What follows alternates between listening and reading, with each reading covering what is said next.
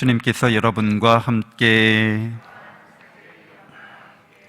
루카가 전한 거룩한 복음입니다.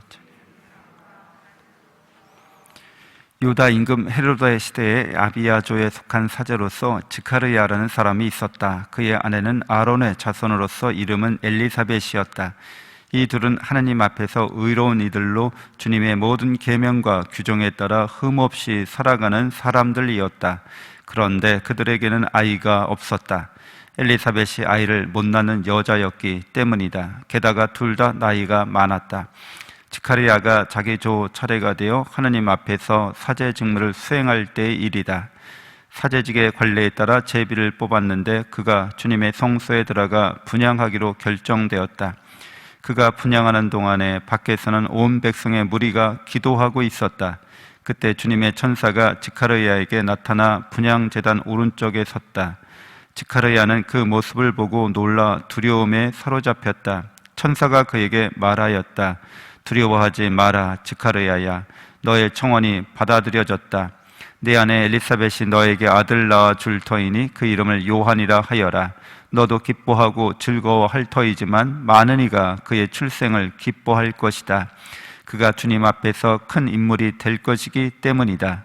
그는 포도주도 독주도 마시지 않고 어머니 태중에서부터 성령으로 가득 찰 것이다.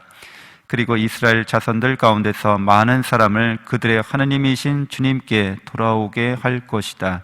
그는 또 엘리야의 영과 힘을 지니고 그분보다 먼저 와서 부모의 마음을 자녀에게 돌리고 순종하지 않는 자들은 의인들의 생각을 받아들이게 하여 백성이 주님을 맞이할 준비를 갖추게 할 것이다. 지카르야가 천사에게 제가 그것을 어떻게 알 수 있겠습니까? 저는 늙은이고 제 아내도 나이가 많습니다 하고 말하자 천사가 그에게 대답하였다. 나는 하느님을 모시는 가브리엘인데 너에게 이야기하여 이 기쁜 소식을 전하라고 파견되었다. 보라, 때가 되면 이루어질 내 말을 믿지 않았으니 이 일이 일어나는 날까지 너는 벙어리가 되어 말을 못하게 될 것이다. 한편 지카르야를 기다리던 백성은 그가 성소 안에서 너무 지체함으로 이상하게 여겼다. 그런데 그가 밖으로 나와서 말도 하지 못하자 사람들은 그가 성소 안에 어떤 환시를 보았음을 알게 되었다. 그는 사람들에게 몸짓만 할 뿐 줄곧 벙어리로 지냈다. 그러다 봉직기간이 찾아 집으로 돌아갔다. 그 뒤에 그의 아내 엘리사벳이 잉태하였다. 엘리사벳은 5돌 동안 숨어 지내며 이렇게 말하였다. 내가 사람들 사이에서 겪어야 했던 치욕을 없애주시려고 주님께서 굽어보시어 나에게 이 일을 해주셨구나. 주님의 말씀입니다.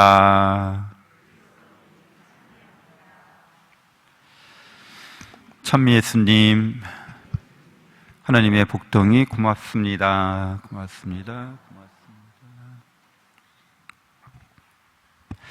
네, 우리는 살아가면서 신비를 체험합니다.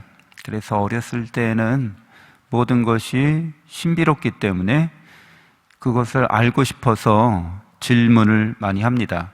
왜 그래? 왜 그런 거야? 꼬리에 꼬리를 물고 이 왜라는 질문이 멈추는 법이 없습니다. 자녀들을 키우면서 이러한 질문 공세에 대답하기 정말 난처하죠. 그래서 아이들에게 크면 알게 된다든가 이제 제발 좀 그만해달라고 이렇게 애원하기도 합니다. 아이들은 이제 신비로운 삶을 경험하는 것으로부터 그것을 알고 싶어하는 지적인 호기심으로 끊임없이 질문을 하고 있지만 결국에는 만족하지 못합니다. 그리고 그러한 삶의 신비로움을 일상으로 받아들이게 되고 많이 경험하면서 나중에는 질문하기를 멈추게 됩니다. 너무 당연한 것으로 여기는 거죠. 그래서 인류가 과학이 발전하면서 옛날에는 고대에는 온통 다 신비로운 것들이었습니다. 그러나 점차로 신비로운 게 아니구나, 별거 아니구나 이렇게 오만하게 생각했습니다. 그러나 현대에 이르러서 다시 과학적 발견은 인류를 또 다른 신비로움으로 더 깊은 신비회로 우리를 이끌어 갑니다. 그리고 그러한 신비 앞에서 이 온 우주의 모든 존재하는 것들의 주인은 내가 아니구나라고 겸손하게 고백할 수밖에 없게 됩니다.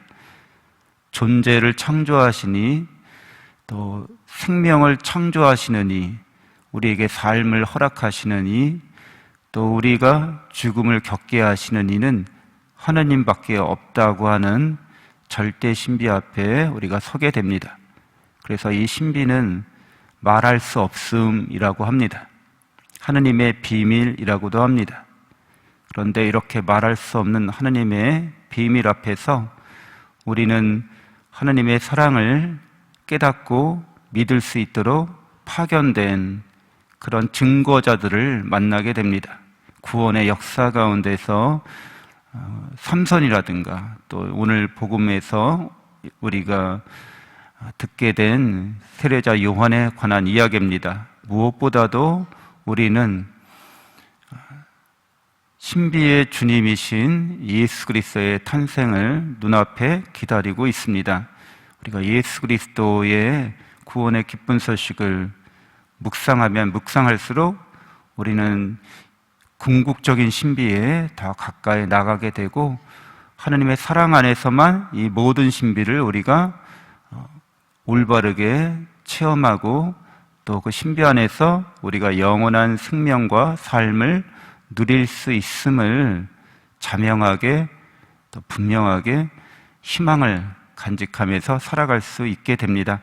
다가오는 성탄을 하느님의 무궁한 또 하느님의 영원한 사랑의 신비로 우리가 깨닫고 하느님 사랑 안에서 살아갈 수 있도록 함께 기도하면서 묵상합시다.